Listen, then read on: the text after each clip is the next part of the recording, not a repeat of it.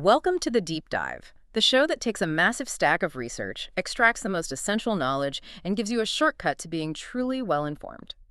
Today, we are undertaking a deep dive into the paradoxical mind of Kurt Vonnegut, the author who chronicled unimaginable despair but refused to abandon human compassion, filtering everything through the lens of gallows humor. That's really the only way to describe it. Vonnegut, who lived from 1922 to 2007, he wasn't just an author, he was a necessary cultural mirror for the second half of the 20th century. Oh, absolutely. Over 5 decades, he produced this profound body of work, 14 novels, iconic short story collections, plays, and nonfiction. And his signature move was always that blend of profound despair with razor-sharp satire. It's what makes him so unique. It is. It ensures that even when he was discussing, the end of the world, you were either laughing or at least highly amused.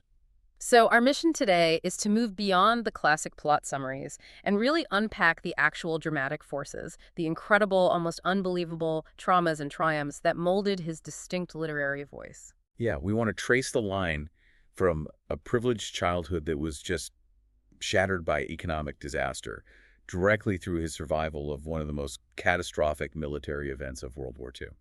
Right up to the creation of his famous critiques of war, religion, and I think importantly, the soul-crushing nature of modern technology.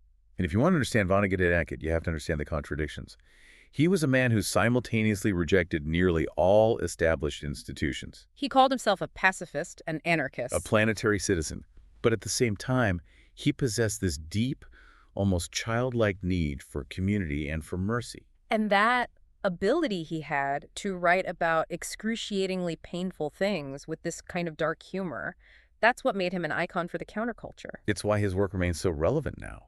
He taught generations of readers that, well, the only way to endure absurdity is to laugh at it and then maybe find someone else to help. Okay, let's unpack this. We have to start with the foundational trauma in Act 1, which we're calling the crucible of character. Because his life, which began in the lap of Indianapolis aristocracy, was completely undone by the shifting tides of American history. That's the key. Vonnegut's Indianapolis roots ran deep, and they were distinctly German-American. His paternal great-grandfather founded the Vonnegut Hardware Company, a staple of the city. So a major local business. Huge. And more importantly, his father, Kurt Sr., and his grandfather were celebrated prominent architects. They designed some of Indianapolis's most significant landmarks. We're talking about structures like Das Deutsche Haus, which is now known as the Athenaeum, the Bell Telephone Company HQ. Even the Fletcher Trust Building. So this was a lineage of builders and cultural contributors, a family that literally shaped the city. And on his mother's side, the Liebers, they were equally prominent. Wealthy brewers whose fortune placed them firmly in the city's Gilded Age high society. Exactly. So you have this picture of wealth, cultural sophistication, and deep community standing. But as you said, this high status contained a fatal flaw. Its German identity. And that becomes the critical point. Following World War I, there was this pervasive, suffocating anti-German sentiment across the United States. Right. To demonstrate their loyalty and their patriotism, the Vonnegut and Lieber families were forced to essentially abandon their German culture and language. And this wasn't a slow erosion. It was a deliberate, traumatic deletion enforced by social pressure. It's a remarkable cultural sacrifice, isn't it? His parents, who were fluent in German, chose not to pass the language or the traditions down to their children. And that choice left an immense psychological impact on the young Kurt. Oh, a huge one. He frequently talked about feeling ignorant and rootless, precisely because his heritage, the very foundation of his family's identity, had been abandoned. It created a void that he sought to fill, often cynically, for the rest of his life. So if the cultural foundations were eroded by the aftermath of the First World War, the economic foundations were utterly destroyed by the next two punches. The 1-2 punch, yeah. Yeah. First, Prohibition, which shuttered the lucrative Lieber Brewery in 1921. And then the ultimate disaster. The Great Depression, which brought architectural work to a complete standstill. The sources really emphasized that their financial security wasn't just diminished, it was wiped out in a shockingly short period of time. For a family built on the idea of permanence and structure like an architectural firm, that must have been existential. It was, and the psychological scars were devastating, particularly on his parents. His father, Kurt Sr., he sort of withdrew into what Vonnegut described as a kind of dreamy artist persona, just unable to cope with the loss of professional identity and wealth. But his mother, Edith, she suffered a much deeper, darker reaction. She became profoundly depressed and intensely bitter. The sources all note her withdrawal and chronic unhappiness. She even turned her anxiety and ambition toward writing. Trying to regain their lost status, right? By selling short stories to high-paying magazines of the day. Exactly. Places like Collier's and the Saturday Evening Post. She was desperate. But she failed. She was never published. Never. And Vonnegut himself noted that her failure to achieve literary recognition, coupled with the crushing financial reality and the emotional fallout of the Depression, was a key, perhaps the key, influence on his later decision to become a writer. It's like it became a kind of mission for him. A mission to succeed where she hadn't, but also, I think, to understand the failure that drove her to such depths. It sounds like a deeply fractured house. It was. The silver lining, the source of his profound sense of mercy, came from outside that immediate family circle. This is where Ida Young comes in. Yes. Vonnegut consistently credited Ida Young, the family's African-American cook and housekeeper during his childhood, with providing his decent moral instruction. That's a fascinating detail. It suggests a moral education derived from stability and kindness, not from wealth and ambition. Absolutely. He called her as great an influence on me as anybody. And he specifically said that the compassionate, forgiving aspects of his beliefs, that deep humanism that anchors even his most cynical books, came directly from her. She provided the bedrock of decency. The bedrock that survived the economic and cultural collapse of the Vonnegut family. That sets the stage beautifully for his education, which, like his home life, was defined by this tension between duty versus passion. He enrolled at Cornell in 1940, but he was not a willing student in his chosen field. No, he wanted to study something like English or possibly follow the family trade into architecture. But his father, still so deeply scarred by the Depression and this idea of useless arts. He put intense pressure on him. He did. He dismissed the humanities as junk jewelry. Vonnegut was forced to major in biochemistry, a subject he was completely indifferent to simply because it was considered a useful discipline for a future in industry. So he's trapped in a major he hates, trying to live up to a professional expectation that no longer fits his artistic temperament. But the sources show he found his true voice in an extracurricular activity. He started writing for the Cornell Daily Sun. He did, eventually becoming an editor. This was his initial apprenticeship in the craft. He said that writing for the paper, aiming for clarity and immediate connection with his audience, was fun and easy, the exact opposite of his biochemistry studies. And crucially, his political views were already hardening to pacifism. Even before the U.S. formally entered World War II, he published a column called Well, All Right, arguing vehemently for peace. Right, and this moral conviction was about to be tested in the most extreme way possible. The testing began in May 1944. Right before he was scheduled to be deployed overseas, his mother, Edith, committed suicide. An overdose of sleeping pills. It was a tragedy likely fueled by that whole confluence of factors. The long-term emotional damage from the loss of wealth, her failed literary ambitions. And, of course, the profound anxiety of seeing her youngest son shipped off to war. It's an almost unbearable combination of traumas. A mother dying by her own hand, immediately followed by the son stepping into global conflict. It gave him an almost clinical perspective on human despair. He dropped out of Cornell, enlisted in the Army, and was trained as an intelligence scout. And that deployment brought him into the crucible of the war's end. In December 1944, he was captured during the Battle of the Bulge. The journey that followed was brutal. He was packed into a boxcar, transported toward a prison camp near Dresden, a city he had never even seen. Even on the way, the sheer chaos of modern warfare was on display. The sources mention the Royal Air Force mistakenly attacked the trains carrying POWs, killing around 150 prisoners. A horrific, random act of violence that just foreshadowed the horror to come. When he arrived in Dresden in February 1945, he described it as the first fancy city he had ever seen. And what is so central to his later critique of the bombing is his description of the city itself. Yes. The German guards didn't expect it to be bombed. He said there were no war industries, just cigarette factories, hospitals, clarinet factories. It was known as the Florence of the Elbe, a cultural, historic center, not a strategic military target. And that perception of undefended civilian innocence made the ensuing Allied firebombing on February 13th and 14th, 1945, a defining event of the 20th century. And certainly the defining event of Vonnegut's life. The city was subjected to massive, intense firebombing, creating a firestorm that essentially annihilated Dresden.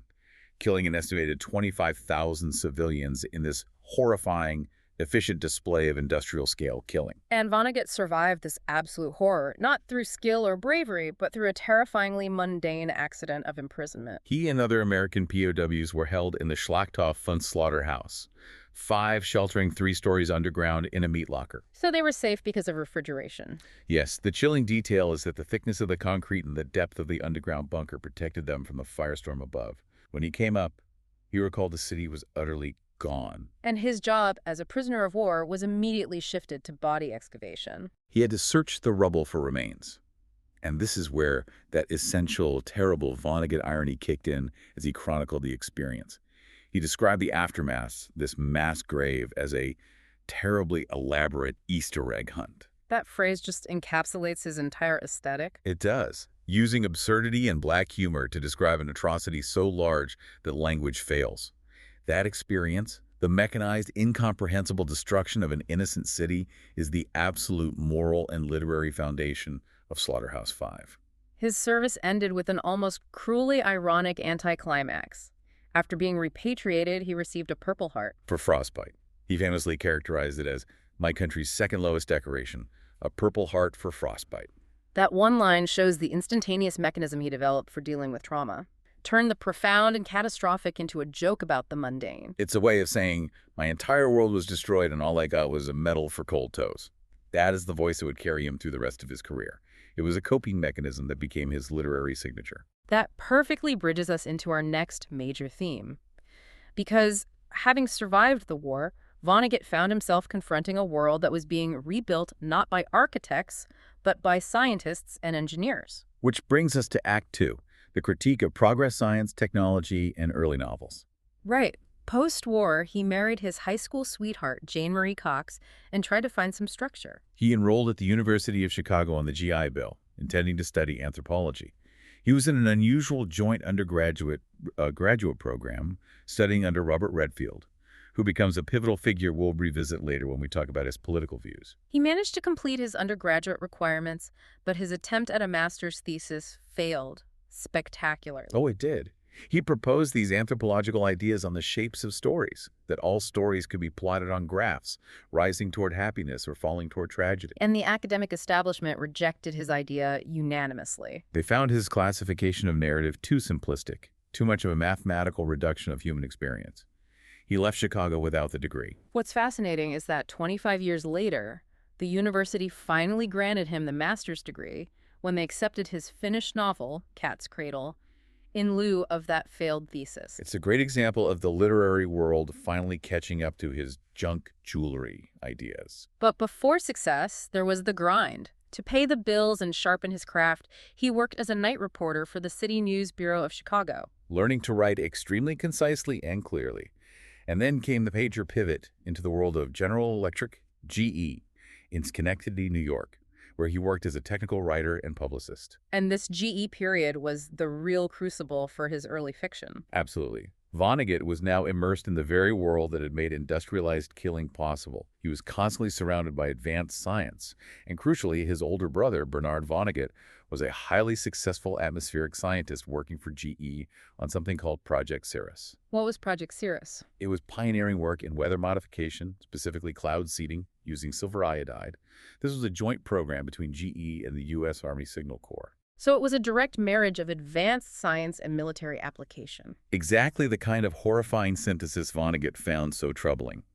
The knowledge that his brother's innovative science could quickly be repurposed by the military, that the pursuit of progress was inextricable from the machinery of war, became the central anxiety of his very first published works. It immediately fueled his fiction. Immediately. His first published story in 1950, Report on the Barnhouse Effect, is about a scientist who develops a telekinetic ability, but who chooses to hide it from the world because he fears that any technological breakthrough, no matter how benign its initial intent, will inevitably be weaponized. It was his immediate warning about the Faustian bargain of progress. That real-world corporate experience at a GE-like entity gave rise to his first novel, Player Piano, published in 1952. A corporate satire based almost entirely on his life in Schenectady. The novel depicts a dystopian post-WWII world where technological progress has won, but at the cost of human purpose. Machines have replaced virtually all factory workers. But even the executives, the engineers and managers, are eventually replaced by automated systems, leaving the vast majority of citizens without meaningful jobs. They're either highly specialized elites or they're relegated to the reconstruction and reclamation corps, basically forced to busy themselves with meaningless tasks. The book's protagonist, Paul Proteus, is an elite manager who grows deeply disillusioned and eventually leads a machine-smashing revolution. It's a very Luddite response to automation removing human meaning. And he uses his satirical toolkit beautifully here. He introduces the comedic alien outsider, the Shah of Bratpur, who is taken to see the supercomputer Epicac. The Shah asks the computer the ultimate existential question, what are people for? And the computer can't answer. It can't. Designed for efficiency, it cannot process or answer that query. The Shah then dismisses the machine as a false god, which is a perfect encapsulation of Vonnegut's skepticism of technology without human guidance. Despite the depth of this social and philosophical critique, critics immediately slapped the science fiction writer label on him. A genre that was treated with scorn by the mainstream literary establishment. And this labeling was a point of deep frustration for him. He spent years fighting that literary snobbery. He deplored the idea that no one can simultaneously be a respectable writer and understand how a refrigerator works. Exactly. Vonnegut recognized that science and technology were the defining forces of the Cold War era and beyond, and therefore any serious novelist had to engage with them. He was using sci-fi tropes not for escapism, but for immediate, urgent social commentary. And here's where he truly establishes the satirical toolkit that would make him famous. We move to The Sirens of Titan in 1959. Yes, where he introduces one of his most important and most chilling philosophical concepts, the robotic aliens from Tralfamadore. Tralfamadore becomes a recurring central fixture in his universe, a source of cosmic dread and philosophical fatalism. In The Sirens of Titan, we learn that these virtually omniscient mechanical aliens have been manipulating human history from afar. And the reason for this manipulation is the ultimate comedic yet devastating reveal. It is. All of human history, all the wars, all the religious and political structures, all the striving and suffering, was simply orchestrated by the Tralfamadorians to ensure that a replacement part for their stranded spaceship could eventually be delivered. Humanity is reduced to an elaborate, multi-millennial delivery mechanism. Our entire civilization, the construction of the Great Wall of China, for example, is revealed to be a coded signal to the Tralfamadorian ship, telling it how long it has to wait. It's the ultimate commentary on human self-importance. We think we are creating meaning and destiny, when in reality we are just producing a spare part for a broken vehicle. In this introduction of Tralfamadore had profound philosophical implications that carry straight into Slaughterhouse-Five. If Tralfamadorians see time non-linearly, that is, they see the past, present, and future simultaneously, then everything is fixed. There's no free will. None. None. Every moment of suffering, every act of war has already happened and always will happen. Moral accountability is irrelevant, and individual striving is utterly meaningless. That concept of fixed fate paved the way for the novel that actually satisfied the University of Chicago's academic requirements decades after he failed. Cat's Cradle in 1963. Cat's Cradle is arguably his most complete satire of the scientific hubris of the Cold War. The central thread in the novel is Ice-9. A stable polymorph of water that crystallizes at room temperature. Right. If even a single particle touches any water source, it triggers a chain reaction that solidifies all the world's oceans, ending life on Earth. And the science, again, is tragically close to home. The fictional creator, Dr. Felix Honegger, is directly based on Bernard Vonnegut's eccentric GE boss, the Nobel laureate Irving Langmuir. And the concept of Ice-9 itself is a clear, apocalyptic exaggeration of how Kurt's brother Bernard described his own silver iodide cloud seeding invention, a tiny crystal capable of fundamentally changing the world. So we have science that can destroy the world in an instant, Vonnegut asks. Where is the comfort? Where is the meaning? Science, in his view, was cold and amoral. So he had to invent a religion to fill the spiritual void created by this reckless technological progress. And that's where we get the fictional religion of Bokononism, created on the Caribbean island of San Lorenzo. And what's key here is that Bokononism is openly, explicitly based on FOMA, or harmless lies. This is such a crucial philosophical move. Vonnegut is saying that the world is so meaningless and scientifically terrifying that only acknowledged, comforting falsehoods can provide solace and structure. Bokononism provides a moral code and connection, even though the followers know it's completely made up. It's an embrace of necessary absurdity. And this invented religion gave us two of his most enduring and useful sociological terms, which we need to define. The Karass and the Granfalloon. Let's start with the Karass. The Karass is the good one. It's a group of people appointed by God or fate, or the Tralfamadorians, to do his will. Crucially, they don't know they're in a Karass, but they are unknowingly united in a spiritual fate. So it represents genuine, meaningful, if unseen, connection and purpose in a chaotic world. It's the spiritual family that you stumble into, the people who are genuinely meant to help you survive. Exactly. Then there's the Granfalloon. This is its cynical counterpart. A meaningless association of people, such as a fraternal group or a nation. So a Granfalloon is a group that believes it has a deep, significant connection, maybe because they went to the same university or cheer for the same team. But the connection is ultimately arbitrary, pointless, and serves no real spiritual purpose. It's just an illusion of belonging. What a fantastic lens to evaluate modern life. If you apply that distinction, nearly every institution we belong to, from corporations to social media groups, is a Granfalloon. That idea directly informs his broader critique of technology and progress, a stance that earned him the label Luddite. And he welcomed it. He did. He quipped, "I have been called a Luddite. I welcome it." His skepticism wasn't a blanket rejection of all innovation, but rather a profound criticism of technological progress when it eliminated human purpose, imagination, or the need for genuine connection. He saw science advancing efficiency at the expense of the human soul. And he had a very specific primary target for his Luddism television. Oh, he expressed a deep and abiding dislike for the medium, viewing it as the ultimate imagination killer. He used a powerful, chilling analogy in his later work, Timequake, the story of the Boobulings. Yes, the Boobulings were human analogs who developed empathy and moral awareness through exercising their imaginations. But when they invented television, their imaginations became redundant because everything was spoon-fed to them visually. And without that imaginative capacity to process others' suffering. He wrote that the Boobulings grew into among the most merciless creatures in the local family of galaxies. The loss of imagination led directly to a collapse of ethics. They couldn't read the interesting, heartwarming stories in the faces of one another anymore. So for Vonnegut, the solution was always embodied action and physical community. Always. He argued that electronic communities build nothing. We are dancing animals. How beautiful it is to get up and go out and do something. He saw the digital and electronic world as substituting cheap, easy Granfalloons for the difficult, messy reality of a true Karass.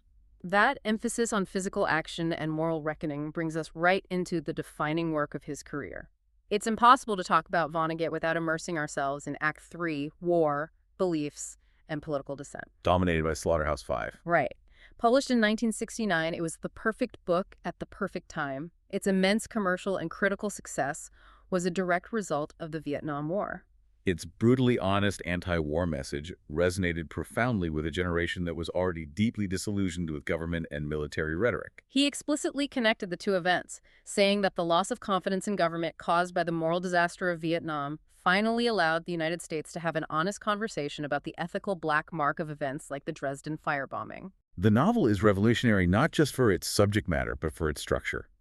It's nonlinear, fragmented, and it uses the Tralfamadorian aliens, who see all time simultaneously, to convey Billy Pilgrim's, and thus Vonnegut's, fatalistic views on war.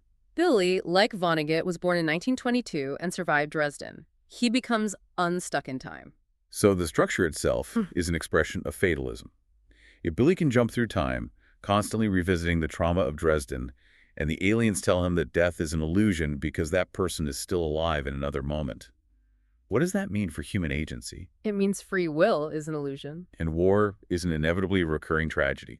The ultimate moral release for Billy is that if things are fixed, when a person dies, he only appears to die. This isn't comforting in a traditional sense. No, but it's Vonnegut's mechanism for managing the horror of witnessing 25,000 people burned to death. If you can't stop the war, you can at least try to see it in 4 dimensions, minimize the emotional impact, and simply say, so it goes. This brings up the famous anecdote that highlights his deep pessimism about stopping conflict. The film producer, Harrison Starr. Yes, the exchange with Harrison Starr.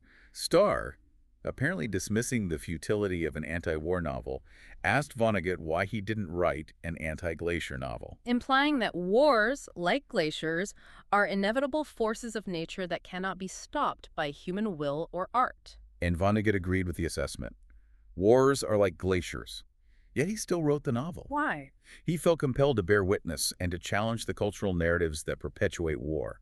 His critique wasn't just about Dresden. He explicitly compared the scale of destruction at Dresden to the atomic bombing of Hiroshima. And he directly attacked the cultural forces that encourage conflict. Exactly, arguing that wars are partly encouraged by books and movies that star glamorous, war-loving, dirty old men like John Wayne. He was criticizing the glorification of organized murder. His experience of war and his family's economic catastrophe shaped a deeply dissenting political perspective that stood far outside the typical American binary. Absolutely. His political analysis was largely shaped by his anthropology professor at Chicago, Robert Redfield, and Redfield's folk society theory. And this theory posits a sharp contrast between stable, small, traditional, cooperative folk societies and large, complex, individualistic, competitive, modern societies. Right. So applying that lens to America, Vonnegut essentially rejected the established political parties. He disdained mainstream politics, He said the two real parties in America were not the Republicans and Democrats. which he dismissed as imaginary parties, but rather the winners and the losers. He saw the political system as entirely focused on perpetuating the power of the winner's party, regardless of the rhetorical window dressing. And if he saw America as a system designed to benefit the winners, what did he advocate for as a counter? He strongly favored socialism, arguing for it as a necessary substitute for what he vehemently called social Darwinism in American society. What was his reasoning there? His point was that, under unchecked capitalism, if you are poor, the narrative says you deserve to be poor. You simply didn't adapt or survive well enough. It sounds like he saw moral bankruptcy in a system that condemned people for misfortune rather than offering assistance. That's the core of it. He believed socialism would be good for the common man, because it fundamentally shifted the moral responsibility from the individual struggling to the community supporting them. And he often quoted the socialist Eugene V. Debs to emphasize this solidarity. He did. As long as there is a lower class, I am in it. As long as there is a criminal element, I'm of it. As long as there's a soul in prison, I am not free. This critique of capitalism, which he saw as dangerously eroding democratic foundations, led him to fear the establishment of a hereditary aristocracy. Yes, the idea that wealth is simply passed down generationally, divorced from merit, establishing a ruling class, while the poor are constantly judged and condemned for their misfortune, often being blamed for not working hard enough. That theme is central to novels like God Bless You, Mr. Rosewater, Where the protagonist, a millionaire, dedicates himself to comforting the poor, because he understands they are victims of circumstance, not moral failures. So he rejected political systems, he rejected technological progress, but what about faith? He was clearly drawn to the moral language of religion, even while remaining an atheist. He was very clear about his lack of traditional belief. He was an atheist, a humanist, and for a time, the honorary president of the American Humanist Association, learning his atheism from his parents. Yet he appreciated the church. Not as a divine institution, but as a necessary extended family and a community structure, a stable cuirass, if you will. He gave us that classic, complicated self-description. He called himself a Christ-worshipping agnostic and a Christ-loving atheist. Which sounds contradictory to the extreme, but he was separating the person and the message from the institution and the dogma. His core admiration was for the Sermon on the Mount, and particularly the Beatitudes. He called the message of mercy and pity essential to being human. He did. He stated that if it weren't for that message, he wouldn't want to be a human being at all. She'd just as soon be a rattlesnake. The message of comfort and support, then, became his de facto doctrine. But he was also deeply frustrated by the political dismissal of that message. Absolutely. He lamented that during the Reagan administration, anything that sounded remotely like the Sermon on the Mount mercy, community support, lifting up the poor, was immediately dismissed as being socialistic or communistic. His fear was that American political doctrine had become morally opposed to the very humanism he treasured. It had. So given all this cynicism and tragedy, if the point of life isn't God, isn't political victory, and isn't technological progress, what is it?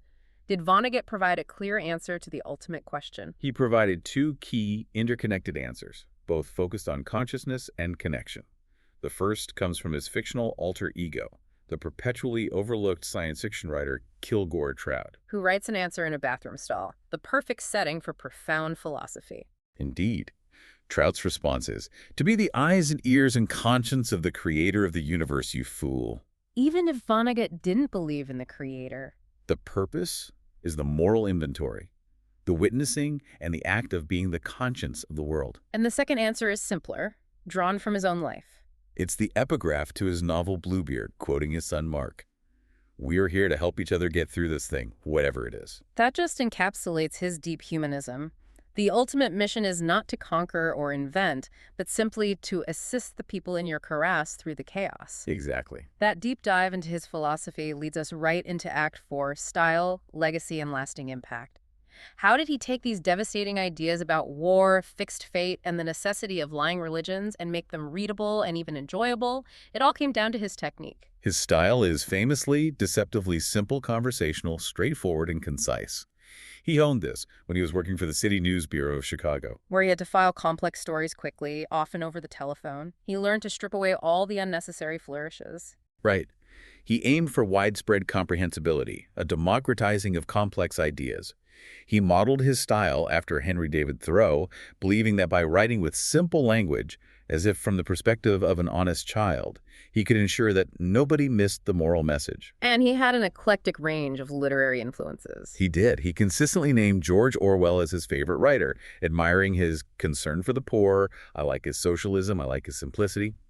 He also shared a profound pessimism and a wry use of American humor with Mark Twain. He was never afraid to make a definitive pronouncement either. He called Ambrose Bierce's dark psychological tale, An Occurrence at Owl Creek Bridge, the greatest American short story. And added that anyone who disagreed was a twerp. This mix of high moral seriousness and low humor is key.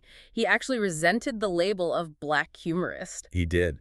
He felt that label was a critical shortcut that allowed reviewers to ignore the serious political and moral intent behind his work. He preferred to be seen as a frustrated idealist. An idealist so frustrated by the absurdity of the world that he was forced to use humor as a weapon. And his goal was specific. He wanted to use laughter to reveal absurd, bitter, or hopeless truths, with the ultimate aim of making the reader laugh instead of cry. Laughter was his humanizing strategy for mapping a fundamentally crazy world. He also utilized literary tools often associated with postmodernism, such as fragmentation and metafiction, but he bent these tools to his own moral purposes. Think about the famous opening line of Slaughterhouse-Five. Ah, All this happened, more or less. The war parts, anyway, are pretty much true. that is peak metafiction. It is. It questions the reliability of the narrator and the certainty of the historical account. However, he used this fragmentation and subjective truth not to celebrate relativism, but to expose the extreme danger of individuals imposing their own subjective truth, their own distorted versions of reality onto others. The violence and the atrocities in his books always stem from that moment of imposed subjective reality. Always. So, decades after his major works were published, what is the lasting legacy of this frustrated idealist? He is now firmly recognized as a major figure in American literature. His work has moved beyond counterculture enthusiasm and is increasingly the subject of serious academic scholarship. However, the controversy that made him famous has never truly gone away. No, Slaughterhouse-Five remains one of the most frequently challenged and banned books in American education. It has been objected to or banned in various institutions at least 18 times for being deemed anti-American, anti-Christian, anti-Semitic, and just plain filthy. This censorship issue is so central to his legacy that it even reached the U.S. Supreme Court. Yes, in the landmark 1982 case, Island Tree School District v. Pico, the Supreme Court ruled that a school board's decision to ban Slaughterhouse-Five and several other titles was unconstitutional. The court essentially ruled that students have a First Amendment right to receive information and ideas, particularly when the decision to remove the books was based not on educational suitability, but on the school board's political and moral discomfort with the book's content.